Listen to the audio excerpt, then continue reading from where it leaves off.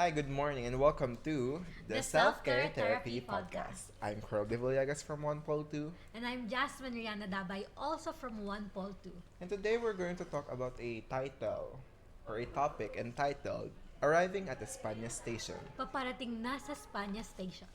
Ayun na nga, upon reading or thinking about the topic, Jess, what makes you think about the topic? Ako talaga, pag naririnig ko yung word na Spanya, ang naaalala ko talaga is UST. Yan, that's right. Kapag naririnig talaga kasi parang it rings a bell sa Espanya and sa UST. Kasi nga, Talagang ibalik ang corona sa Espanya. true. So, yun na nga, before we begin, let us give a brief background as to what will the topic discuss. So first, on the topic, it is about the life after senior high school. Ayun na nga, Jess, the life after senior high school. Given that we are first year freshman Yes. students, ayun, nandun na nga tayo sa UST. How do you feel after graduating from senior high? Alam mo, after graduating, I felt a sense of fulfillment talaga. Kasi syempre, ang tagal ng high school life, tapos yung senior high, plus 2. So parang ang tagal kong nag-high school. So parang after graduating senior high, I felt a sense of fulfillment. Tapos, oh my God, tapos na. Finally, college na. Totoo. That's right. How about you, Carl? What did you feel after, life at senior high school? Me naman, how do I feel about graduating after from senior high?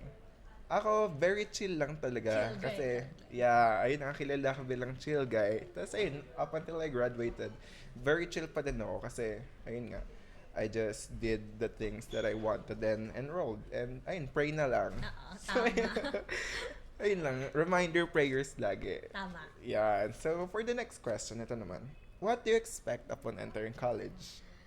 Ako talagang ako nung nagpipick ako ng college, parang nahirapan din talaga ako. Tas wala rin talaga akong parang ine-expect. Ang sabi kasi nila college is harder than high school. Di ba marami Tama, nagsasabi? tama. Nung high school ako, ang sasabi sa akin ng mga ates and kuyas ko na, oh my God, college is different. It's harder than high school. So parang ako binibrace ko yung sarili ko na, oh my God, what's with college? True. Why is it harder than high school? Like, other than the subjects and yung mga environment, ano ba talagang ibang factors na bakit mas hard ba yung college sa high school? Ikaw, Carl, ano yung talagang ini-expect mo nung upon entering college? Ayun, kasi ako, what do I expect? Ayun nga, siguro one factor na din yung sabi ng mga ates and kuya natin na mahirap talaga pag Yeah. nag-college. Pero ayun, ako, wala, chill pa din talaga. Chill pa din talaga. As a chill guy si Yeah. Carl, guys. So ayun, expect ko upon entering college siguro, ayun, I'll do better kasi nga since sabi nga nila mas mahirap. Tapos, if by any chance is magkaroon ng fail, I think I'd still go down, the best way possible yes. para magstay or mag-keep up with my best possible self. Ayun. So now, let's move on to the next topic, which is choosing the university. Oh. Gusto mo ba yun? Sige, simulan mo, Carl. Sige. Ang unang question natin is, what factors did you consider upon choosing your university? Which is UST right now. Pero ano ba yung mga kinonsider mo nung mamimili ka pa lang? Ako, back then kasi, medyo busy talaga ako with talaga. regards to my senior high school Yes. experience.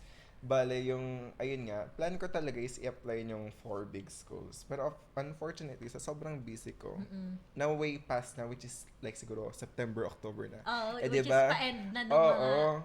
Yung natitira na lang is UST and LaSalle. Kaso, tinatamad ako mag-apply sa LaSalle kasi medyo mahaba nga. Eh sa UST, nakapag-apply naman agad ako. Tapos sabi ko sa sarili ko, if ever na hindi ako pumasok sa UST, try ko ng iba pang school. Which is, nagdagdag ako ng isa, which is PUP. PUP. Yeah, so yun ang lakas ng loob mo na dalawang school lang yung pinag-applyan mo. Tapos in-expect mo Grabe. napapasa ka. So, I think positive talaga sa part na yun. So, Yeah. yun yung mga kinonsider mo talagang factors. Yun yung mga kinonsider ko, pero thankfully, nakapasa naman sa dalawa. Woo! Pero pinili ko pa rin UH kasi ayun nga, no choice or like gusto ko lang din naman. Tapos next, ikaw Jazz, sa tingin mo? Ako kasi, kagaya ng gusto ko rin talagang applyan yung Big Four.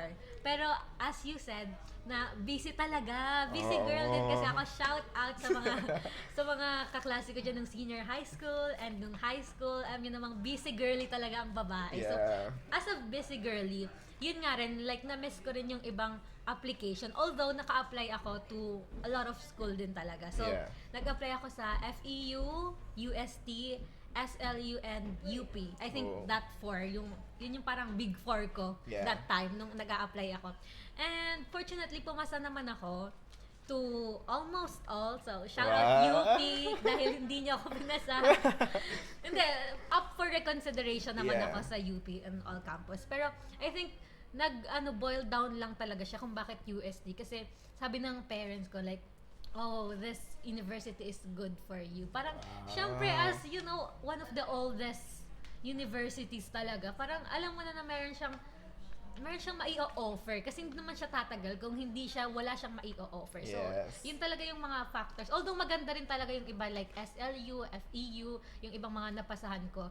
Ang pinili ko talaga is UST parang kasi as a Catholic person din kasi shout out sa dati kong school diyan kasi as someone from a Catholic school, Yeah. di ba parang may mafe-feel ka na comfort pag yung minove mong school sa college is Catholic school din. So Oo. parang isang factor din yun is parang may comfort akong nagiget na from the fact na yes, same Catholic din siya. So isa yung factor yun talaga. Wow. Edi proud Catholic Proud talaga student. Catholic student ang babae.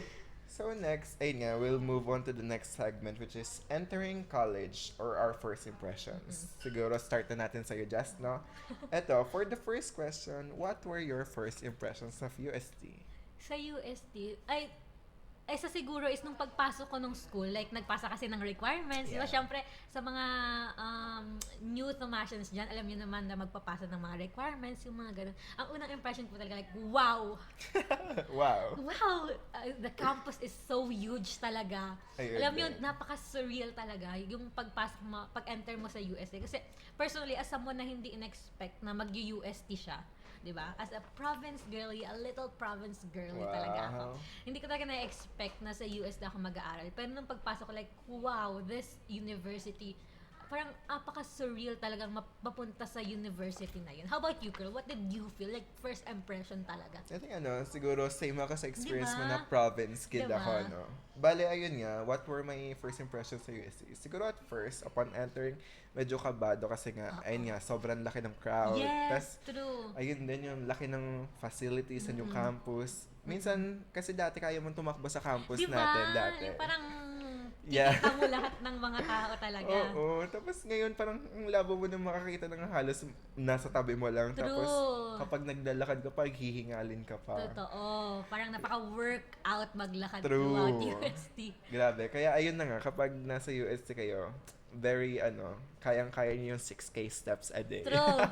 So, sa mga gustong mag-hit ng goal nila sa steps, UST is, Yeah. UST is the one for you. So, sige. Ito naman.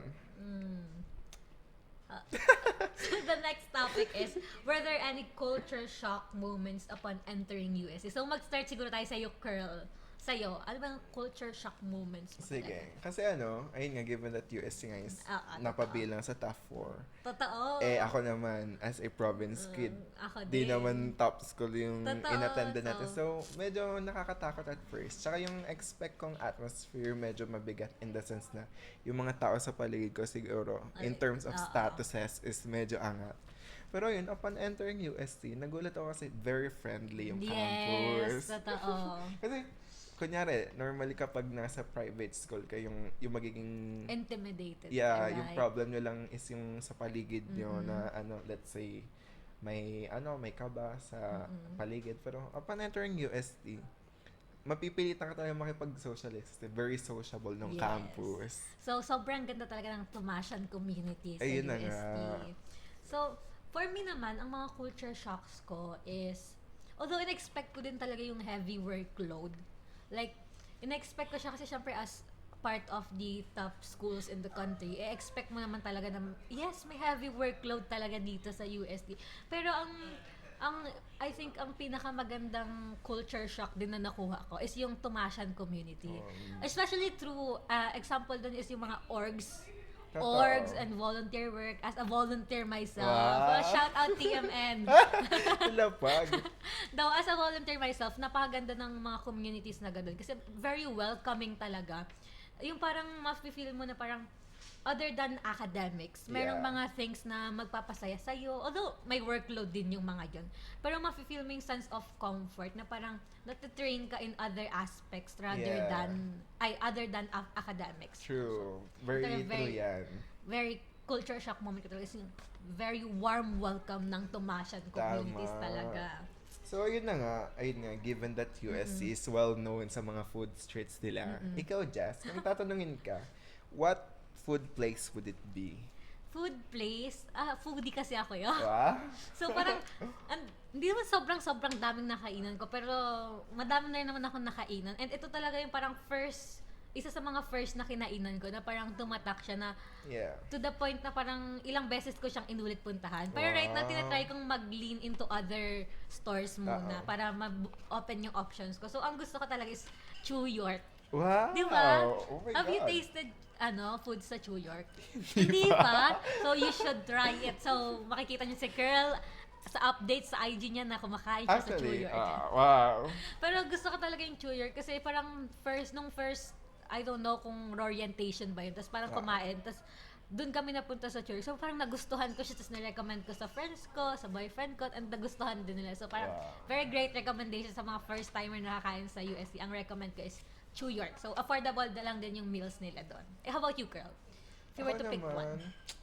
Ang hirap Kasi Ang hirap, di ba? Kasi dati, talaga ako. Sanay talaga ako na nagbabaan kaya hindi ko makain ng buo. Kasi, ayun nga, medyo madali, hindi naman madali to say the least, pero parang kaya pang gawin yung mga bagay within the time na given sa school. Pero ngayon upon entering sa USC, parang hindi mo talaga may iwasan na bawat minuto siguro gutom ka. Oo, totoo.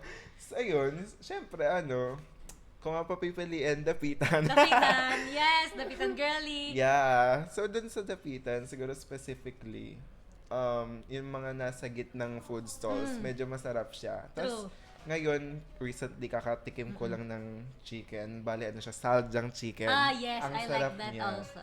Kasi hindi talaga ako mostly palalin towards sa chicken. Balik, andun lang ako sa fast food. Ngayon, trinay ko yung saljang chicken. Tapos, yung flavor is yung spicy na may, what do you call it, na may lime. Tapos, Parang, yung akin kasi yung honey yung tinikpan. wow. Yung pagkatikim ko kasi sa kanya, sabi ko, parang comparable sa Bonchon. Oo. Kaya, Affordable lang din yung price Yeah. doon. So, if you guys are finding where to eat around USD, Dapitan is the place to go. For Totoo. us Totoo. Kasi madaming mga pinagtatalunan about yan. And for us, it's Dapitan. And it's Yes. Chew York and Sajang. Yeah. Which is beside one another. oo. So, pares kami talagang taste as a Dapitan girl. Tama. Gusto namin yun both. So, next naman, girl, syempre, UST, from high school to college. Let's talk about transition challenges naman. So, what have you observed upon entering college? Kasi syempre, magkaiba yung environment sa high school, magkaiba yung environment sa college. Ikaw, ano yung mga na-observe mo? Ayun, siguro aside sa sa atmosphere na binigay sa atin ng school, what I've observed is, with regards to the professors, medyo mabigat yung professors. Hindi siya yung mabigat in the sense na yung behavior o ugali. Pero makikita mo kasi yung expertise sa kanila. Yeah, right. So, bali doon sa prof namin, shout out sa mga profs namin ngayon. Shout Medyo out. nakaka-pressure lang mag-aral kasi pag tinitignan mo yung pangalan, meron sila mga masters, may mga Yeah. PhD. Parang parang nakaka-motivate din siya, di ba? In a way. So, yun nga, given na nasa fall site tayo, medyo mabigat talaga Yeah. or madugo yung labanan namin as of the moment. Pero kasi since, nakikita namin na, kung may PhD ito, baka kayanin din natin. alright. Yeah. Especially those prof na mga Tomasian graduates din. Totoo. So parang mafe-feel mo na, oh my God, we are one. We are one. so kung yun kaya nga. niya as a Tomasian, kaya ko rin siguro as a Totoo, Tomasian. kaya natin to. So, So ikaw sa naman, akin, Jazz. Ang na-observe ko rin is, yun nga rin, regarding dun ACADS, talagang mabigat po talaga siya, guys. Pero, ako, kasi every time na may nagagawa ko, is parang, nafe-feel ko yung sense of fulfillment din talaga. Pero kasi, as a crammer myself, di ba? Since sobrang bigat ng mga ginagawa, tapos crammer ka pa, katulad ko, parang Yeah. naghihingalo ka talaga sa mga bagay-bagay. Pero ayun nga yung sinabi ni Kern, nakaka-motivate din kasi yung mga professor niya is yung parang may expertise talaga sila dun sa, alam talaga nila yung tinuturo nila, guys. Like, mafe-feel niya talaga na pag nagtuturo sila is, yung merong yung parang gets na nila yung lesson. So parang, para sa akin, nakaka-motivate din yung mga ganong teachers namin. Kasi nga, syempre, yung parang as a tumasyan, parang wow, Totoo. I aspire to be that someone na parang kaya mong ituro lang, hindi mo tinitignan yung PowerPoint, mga ganun. Yung parang, Totoo. di ba? Ano talaga ako sa yung mga, kunyari, ina-explain nila, o kaya tatanungin ka nila ng question. Like, tapos Totoo. maiisipin mo, wow, that's such a great question, di ba? So, nakaka-motivate din talaga yung mga profs na, yung mga profs namin ngayon, kasi yung mga expertise talaga nila is, Yeah, very, very ano siya, very naka-pressure na nakaka-motivate naka- din in some like, sense. Siguro yan sa mga ating upcoming Upcoming Tomasians. Good luck na lang sa pagpasok na sa Pulsar. Yes. Especially sa mga, sa new Tamasans dyan, especially sa mga Pulsai. Yeah. Maghanda na po ng magandang lamp. Yeah. Kasi puro readings po tayo ngayon. So yun naman, ito, next question naman sa Jazz. Ay. Were there any struggles nga upon transitioning into college? Ayun. So, I think every first ng semester, meron akong transitioning phase. Para sa akin, ha? Kasi, nung una talaga, unang mga kunyari, yung first sem, ngayong first year, talagang parang ginagrasp ko pa lang yung paano yung mga this and that's nila. Pero I think, isa sa mga struggles ko is the workload. True. Kasi nung high school tayo, although yes, marami ring workload sa high school, hindi natin dinidiscredit yun. Parang hindi natin tiyatago na, meron din silang mga workload. Pero nung high school ako, parang very chill girl din kasi talaga. Yeah. Person. Like, pero ngayon, like, although tinatry ko pa rin maging chill girl, may mga nagsasabing chill girl pa rin talaga ako hanggang ngayon. Totoo. Diba? Chill girl pa rin po talaga ako ngayon. Hindi ko po talaga masyadong ini-stress ang bagay-bagay. Pero I think the struggle is adjusting. Kasi yung mga sa schedule. Oo nga. Kasi nung senior high school ako, yung schedule ko, syempre Monday to Friday. Yeah. Pero ngayon yung schedule ko is parang, depende siya, may online, may Oo. face-to-face.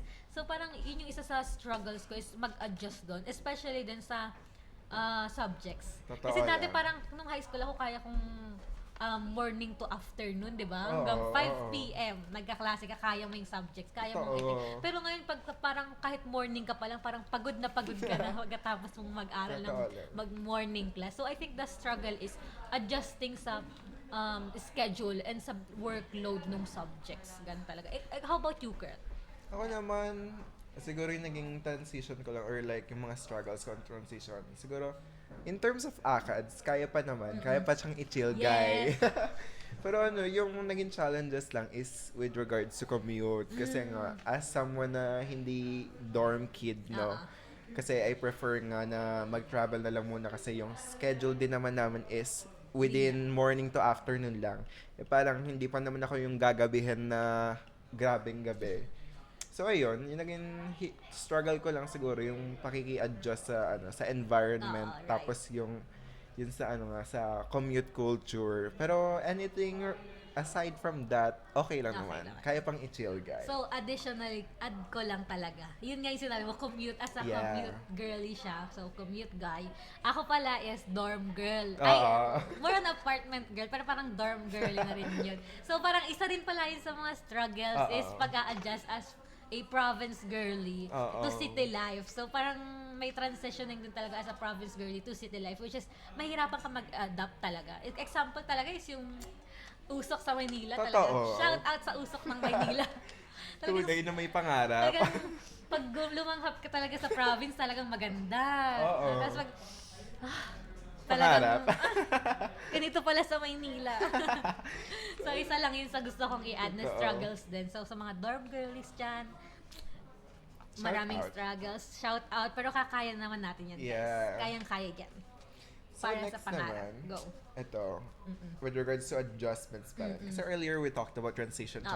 challenges. Now it's about adjustments. Mm-mm. Ayun, given na tayo ay nasa finals na Jazz, how are you adjusting in your college life? Ako, personally, I think I'm adjusting well. Wow. Personally, personal viewpoint ko lang to. Hindi ko alam anong view ng iba sa pag-a-adjust ko. Pero ang nagmamatter lang talaga para sa akin is yung Yeah. paano ako nag-adjust. Yes, I think I'm adjusting well naman. Kasi, nagre-reflect naman din talaga yung Totoo. adjustment, no? Kung nag-a-adjust well ka or hindi ka nag-a-adjust well. I think, Siyempre. isang factor para mag-adjust well ka is magkaroon ka ng magandang system. Or like, not even system, environment. Like, Yeah. hindi naman, yung environment, hindi lang naman siya yung tinitirahan mo. I think, good friends. Yeah. Diba? Totoo. Good friends. Isa sa mga magandang advice talaga is have a good environment. And that Totoo. includes your friends. Kasi mas madadalian kang mag-adjust talaga sa college. Kasi sa umpisa, hindi rin naman namin kilala yung isa't isa. Like us, di ba? Hindi rin namin Oo, kilala yung isa't syempre. isa. We're friends, guys. Hindi ba halata? So, hindi rin naman namin alam yung kilala yung isa't isa. Pero, upon being friends, we've adjusted to college life more naturally. Kasi Yes. meron kang mga friends na kasama kang mag-eat, di ba? Mag-review, mag-cram. I think that's a great advice din na pwede kong maibigay sa regarding adjustments. So, how about you, girl? How are you adjusting?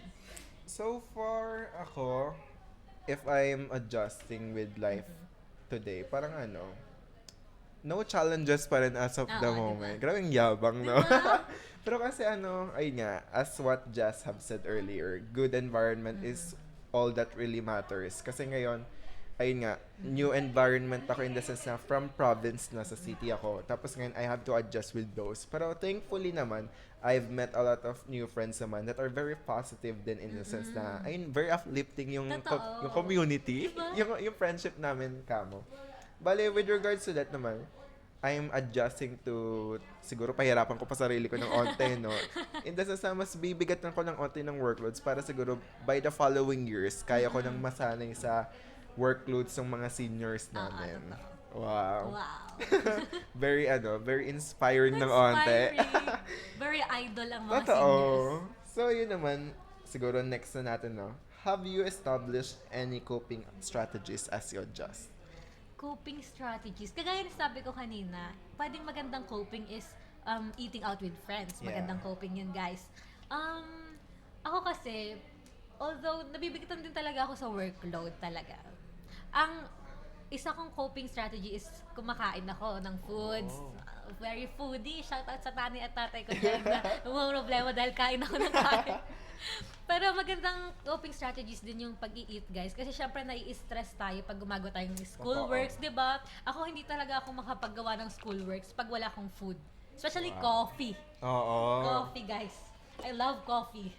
Tapos, I think isang coping mechanism maganda is yung hindi nyo pinapabayaan yung outside school life nyo. Totoo. 'Di ba? Kasi yung iba nag-work sa kanila, okay, I will give it to them. Pero personally, I think kailangan meron tayong balance between school life and outside school life. Tama. Kaya kung kaya sa nanay at tatay ko dyan, sorry kung pagala-gala ako. Ito po ang coping strategy ng anak ninyo. Pero I think magandang coping strategy yung parang hindi mo pinapabayaan yung outside ACADS. Hindi na outside school, outside ACADS. Yeah. Kunyari, join orgs. Oh. As someone, as ikaw, di ba nag-join ka rin ng orgs? Yeah. No? Join orgs if you like orgs. Maraming interesting orgs na pwede mong i-join.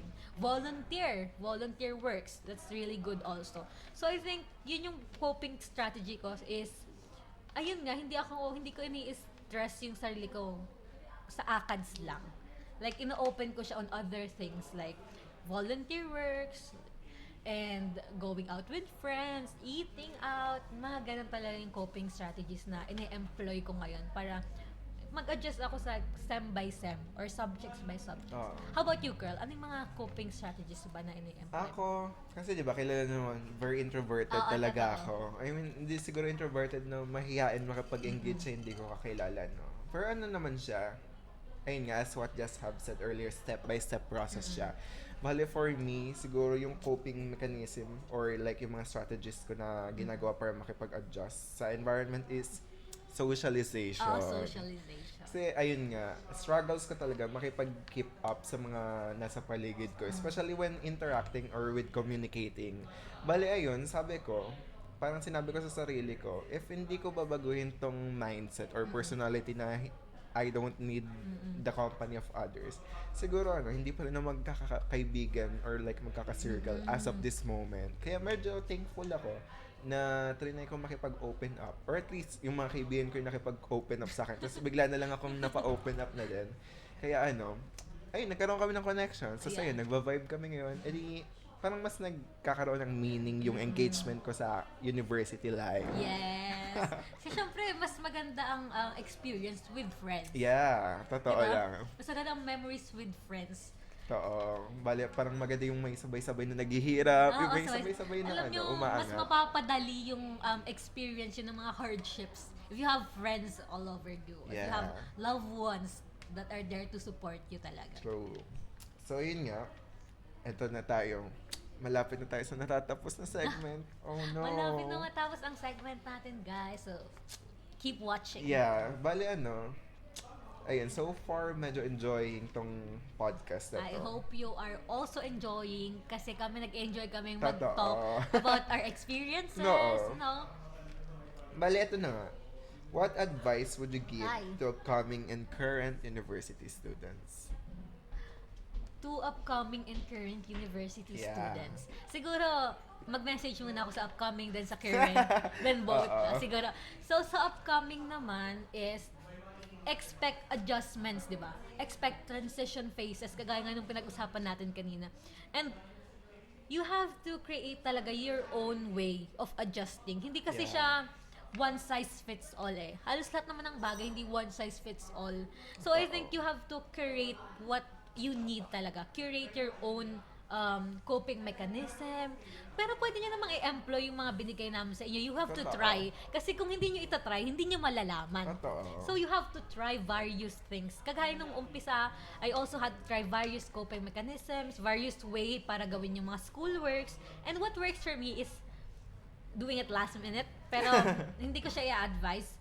Kasi, what works for me might not work for you. So, kailangan talaga curated sa personal ninyo. Sa personality ninyo, yung gagawin yung strategies. Totoo. Yun yung advice ko sa mga upcoming is curate your own. So, try various things. Hindi lang ililimit nyo dun sa isa. Kasi malay mo, mas may mag-work pa sa'yo. Tapos yung isa pala yun na hindi pala talaga nag-work. So, try various coping mechanisms.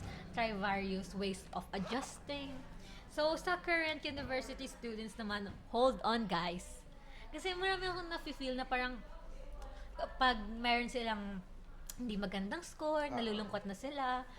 Hindi magandang recit, hindi magandang exam, nalulungkot na sila. So, I think, personally, vinuview ko yung mga ganun is as a way of adjusting. Ibig sabihin, hindi ka pa nakaka-fully adjust. Yeah. Kasi kung hindi mo pa nagagamay, ibig sabihin, meron ka pang pwedeng gawin para mag-adjust ka dun sa semester or sa subject na yun. Kasi for instance, hindi mo nagustuhan yung score mo sa subject na to. Ibig sabihin, meron ka pang pwedeng gawin, meron ka pang mai-offer. Yeah. Meron ka pang pwedeng gawin para i-adjust, para mag-adjust sa subject, para in the next coming quizzes, exams, mas okay na. 'Di ba? So parang ang advice ko talaga is to current university students is to hold on. Yeah. To hold on. To keep on trying. Parang ganun lang din ang Wow. advice ko to upcoming and current students. So both is to hold on, keep on trying. Basically, ang root lang talaga ng advice ko is to keep on trying new Totoo. things. New ways. Kunyari, keep on trying new ways paano mag-review. Pwede. Keep on trying new ways paano mas i-retain yung lessons kagaya ng pagre-review. Keep on trying ways on paano mo mas mapapadali yung dorm life, yung commuter life mo. Keep on trying ways talaga. Keep finding ways. Hindi yung parang nag-i-stick ka lang into one. I think mas maraming options na para sa'yo. So, Totoo. open up your options. How about you, Carl? Ako siguro general idea na general. para sa akin siguro one message lang din para sa ating community no is to always keep on your ground. Tama. Parang keep on your ground in the sense na since ayun nga, may bagong experience ka, may mga bagong adjustments ka, you tend to get bombarded or Oo, like mapapagod totoo. ka agad. And that one thing, although it is valid, I do think na you should always try to keep yourself happy in the sense na Diba? make yourself last, make yourself live long, make yourself stay as happy as possible. Kasi in the end, the only thing that matters is you. Yeah. Wow! I like that. Totoo. Pero totoo.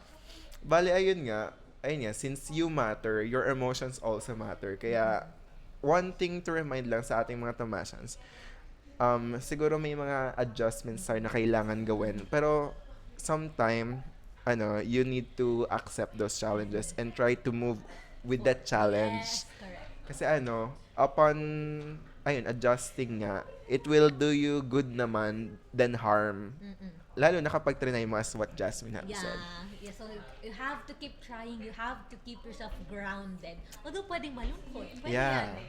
Pwedeng umiyak, pero at the end of the day, you have to keep yourself grounded na nandito ako for a purpose eh. Yeah. I'm here to do something, I'm here to learn. Kaya hindi dapat tayo masyadong nagpapadala sa mga nangyayari. So dapat you have to keep yourself grounded pa rin, keep trying other things. Hindi yung nag-fail tayo and susuko na tayo. Hindi Totoo. dapat ganun, guys. So yun na nga, for our ending, for our Ending. closing statement na nga, share one thing you wish you knew before going to college. Oh my God, that's so hard. Mm. So, one thing I wish I knew is college is ano ba? College is different than high school. Although, yes, sinasabi na nila na college is different from high school, pero ibang way yung sa akin. Parang, college is different in high school in a sense na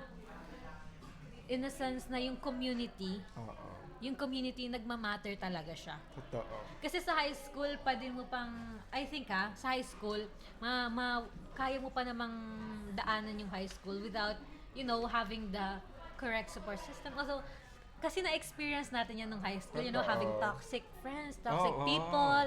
Pero I think sa college, kailangan guys, hindi na talaga kayo magpadala sa mga ganun. So I think that's one thing I wish I knew before college is only focusing on creating a better environment for myself. Kasi it's different eh. It's different. So, yun talaga.